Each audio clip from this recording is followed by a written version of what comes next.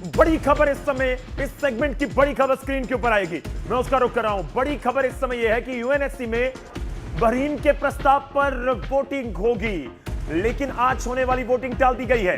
अब आज की जगह कल यूएनएससी में बहरीन के प्रस्ताव पर वोटिंग होगी। हॉर्मुज में जहाजों की सुरक्षा को लेकर प्रस्ताव रखा गया, डिफेंसिव शब्द का जिक्र किया गया।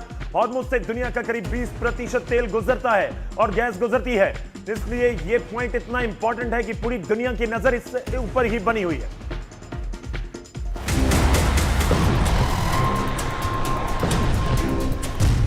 हॉर्मुज पर जारी है ग्लोबल पावर गेम। क्या ईरान को बचा लेगा चीन? ईरान, अमेरिका, इजराइल के इस भीषण युद्ध में सेंटर ऑफ अट्रैक्शन है स्ट्रेट ऑफ हॉर्मुज, जो दुनिया के बड़े बड़े देशों के लिए सिरदर्द बन चुका है। हॉर्मुज की जंग अब ग्लोबल पावर गेम बन चुकी है। यूएन सिक्योरिटी काउंसिल में शनिवार को बड़ा फैसला होना है। दरअसल बहरीन ने यूएनएससी में एक प्रस्ताव रखा है कि हॉर्मुज में जहाजों की सुरक्षा के लिए देशों को डिफेंसिव फोर्स इस्तेमाल करने की इजाजत दी जाए, यानी अगर खतरा हो तो सीधे एक्शन लिया जा सके। अमेरिकी राष्ट्रपति डोनाल्ड ट्रंप पहले ही हॉर्मुज को दूसरे देशों के जरिए सुरक्षित कराने की वकालत कर चुके हैं। The countries of the world that do receive oil through the Hormuz Strait must take care of that passage. They must cherish it. They must grab it and cherish it. They can do it easily.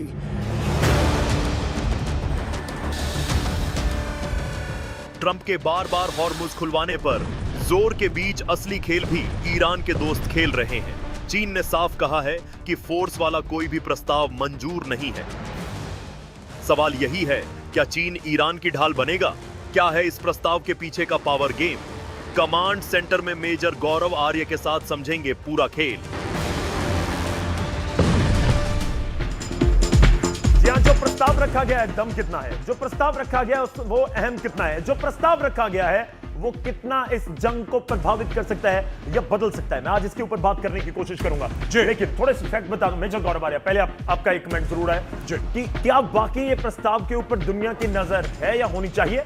देखिए, इससे बड़ी बात यह है, नजर होनी चाहिए कि नहीं, बिल्कुल नजर होनी चाहिए और है भी जी। लेकिन सबसे बड़ी परेशानी यह है कि यूनाइटेड नेशन सिक्योरिटी काउंसिल के 5 मेंबर हैं जी। और 5 के वोट चाहिए जी। और 5 जी। में से जी। जी। 5 में से 2 हैं चीन और रूस। अब आप मुझे बताइए कि क्या होगा इसका।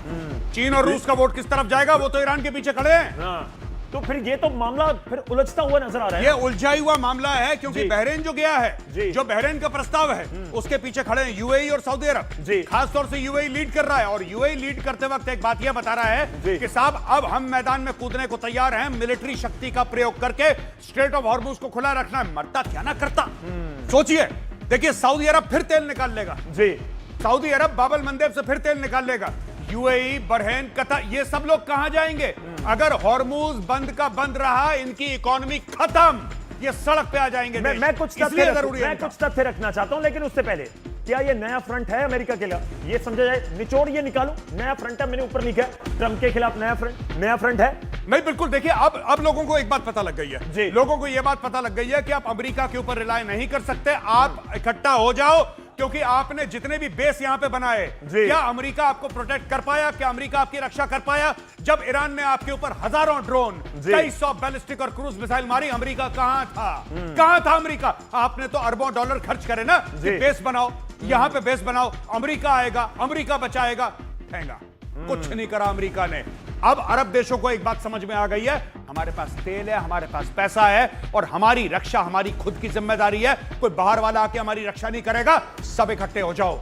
ईरान से तुम्हें भिड़ना है क्योंकि यहां से तेल तुम्हारा जाना है, गैस तुम्हारी जानी है।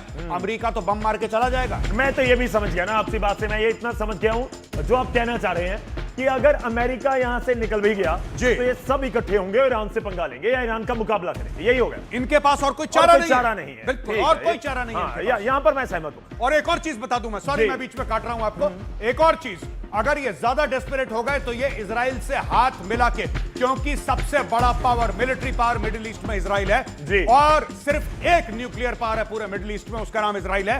ये इजराइल के साथ हाथ मिला के ईरान को निपटाएंगे अगर इनकी ज्यादा जी आपने इनको ये जलाने बढ़िया का दबा ग्राफिक दिया। बनाया, मैं इसको दिखाना चाहूंगा, लेकिन उससे पहले एक बड़ी खबर आ रही है, उसका रुख करते हैं। बड़ी खबर इस समय यह है कि बहरीन के ईरान की सेना का तैयारी का एक वीडियो जारी कर दिया गया है। बड़ी खबर आपकी स्क्रीन के ऊपर है और वीडियो के साथ जारी की गई है चेतावनी। आईआरजीसी ने कहा है कि हम तुम्हारा इंतजार कर रहे हैं। देखिए, बात हो रही है पूरी दुनिया में, जिक्र हो रहा है अमेरिका का, बात हो रही है कि कमांडो उतार देंगे, अब ग्राउंड ऑपरेशन होंगे, लेकिन इस बीच ईरान चेतावनी दे रहा है। यह आप कहिए कि समझा रहा है कि हल्के में मत लेना। खर्द पर ग्राउंड ऑपरेशन की आशंका के बीच ये वीडियो जारी किया गया है। ये क्या बताने की कोशिश है? देखिए, मैं आपको एक बात बता दूं, ये मार्केटिंग है जी, अच्छी मार्केटिंग है, मैं मना नहीं कर रहा कि अच्छी मार्केटिंग नहीं है, लेकिन मैं एक बात बता दूं, कौन सी जंग ईरान ने लड़ी है जब ईरान इराक की लड़ाई खत्म हुई थी, जी। उसके बाद ईरान ने कौन सी जंग लड़ी है? इतने दशक हो गए ईरानियों ने लड़ाई नहीं लड़ी है। क्या उनकी बैटल हार्डन आर्मी है? बिल्कुल नहीं है। तो ये कहना कि अमेरिका फंस जाएगा, बिल्कुल फंस जाएगा, इसमें कोई डाउट नहीं जी। है। अमेरिका की कैजुअलिटी होंगी कि नहीं होंगी? बिल्कुल होंगी, लेकिन एक बात तय है गौरव, एक बात तय है जी, ये जो ईरानी फौज है, ये कितना भी बात करे जिहाद की, कितनी भी बात, इस फौज को लड़ने का एक्सपीरियंस नहीं है। जी। देखिए, बात यह है ना कि ईरान ने तैयारी कितनी की है, पत्ते खुलने भी मेजर गौरव आर्या बाकी हैं जी। हम कहें कि तैयारी जो की है उसका असर नजर नहीं आएगा, लेकिन हो सकता है। और बड़ी खबर इस समय यह है कि यूएनएससी में वोटिंग से पहले ईरान की चेतावनी आ चुकी है। ईरान के विदेश मंत्री अब्बास अरागची का यह बयान है। ईरान ने भड़काऊ कार्रवाई से बचने की बात कही है। यह बहुत बड़ी खबर है। प्रस्ताव के ऊपर मैं बात कर रहा था, लेकिन इस बीच चेतावनी। मेजर गौरव आर्या, आवाज ईरान की है, शब्द रूस और चीन के हैं। बस मैं इतना ही बोलूंगा आपको। क्यों लग रहा है? इसलिए लग रहा है क्योंकि यूनाइटेड नेशन सिक्योरिटी काउंसिल जी, पे जी। बैठे कौन है? यूनाइटेड नेशन सिक्योरिटी काउंसिल के 5 परमानेंट मेंबर हैं जी। America, France, UK, China, Russia.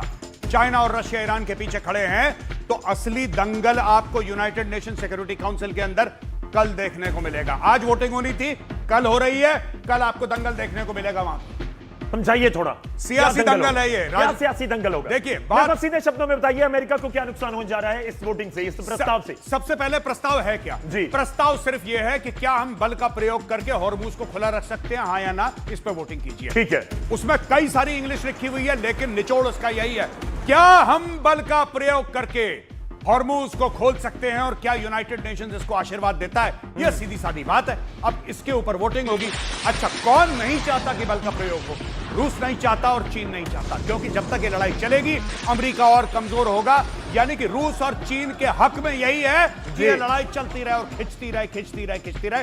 Trump चाहता है यूटर्न लेकर वापस जाना। मैं सीधे शब्दों में सवाल पूछ रहा हूं मेजर गौरव आर्या जी। आप ये कह रहे हैं कि जो ईरान के पीछे खड़े हैं वो चाहते हैं कि हॉर्मुज को खुलाने के लिए कोई भी आप बम, गोला बारूद या मिसाइल का इस्तेमाल ना कीजिए, और जो दूसरी तरफ खड़े हैं उनको लगता है कि सॉल्यूशन यही है। देखिए, बात यह है कि इसमें 2 धड़े हैं जी। एक धड़ा यह सोचता है कि डिप्लोमेसी जी और पॉलिटिक्स से आप मामला सॉल्व कर सकते हैं। यह कियर स्टारमर वाला धड़ा है जिसके बारे में हमने कल बात करी थी। बिल्कुल। एक और धड़ा है जो कि अरब देशों का है। वो कहते हैं तुम यूरोप में बैठे हो भाई, यूरोप में बैठे हो और तुम लंबी लंबी वहां से छोड़ रहे हो कि डिप्लोमेसी, ये तो डेली हमारे ऊपर मिसाइल मार रहा है। मिसाइल का बदला मिसाइल होता है, मिसाइल का बदला वार्तालाप नहीं होता। तो अब हमारे हाथ खोलो, हम अपनी रक्षा खुद करेंगे, ये बातें चल रही हैं। क्या यूनाइटेड नेशन सिक्योरिटी काउंसिल इसकी परमिशन देगा? क्या यूएनएस को आशीर्वाद देगा? ये कल पता लगेगा। चलिए, पता लगेगा कि वाकई इसमें होता क्या है एग्जैक्टली जब वोटिंग होती है, या फिर कल भी टाल दी जाती है। लेकिन एक और